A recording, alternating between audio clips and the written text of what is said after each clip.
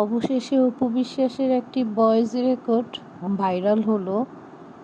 আর সেখানে অপু বিশ্বাস বলছে, আমি আর সাকিব সাকিব করব না, আমারও জীবন আছে, আমারও ফিউচার আছে, আমার মা নেই, সো এখন আমার নিজের চিন্তা নিজেকেই করতে হবে, আমি আর কতকাল সাকিব সাকিব করব।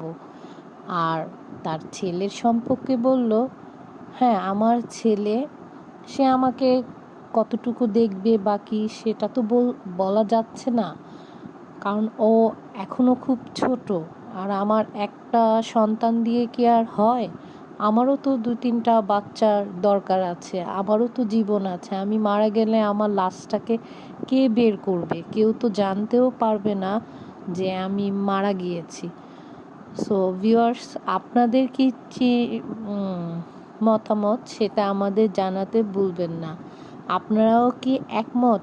এবার কি তাহলে অপু বিশ্বাস শাকিব খানকে ছেড়ে তার জীবনে নতুন অধ্যায়, তার নতুন সঙ্গী বাছাই করবে? আর হ্যাঁ, আপনাদের যদি আমাদের চ্যানেলটি ভালো লেগে থাকে অবশ্যই সাবস্ক্রাইব করে আমাদের পাশে থাকবেন। আর আপনারা বলুন, অপু বিশ্বাস কি তবে সঠিক সিদ্ধান্ত নিয়েছে?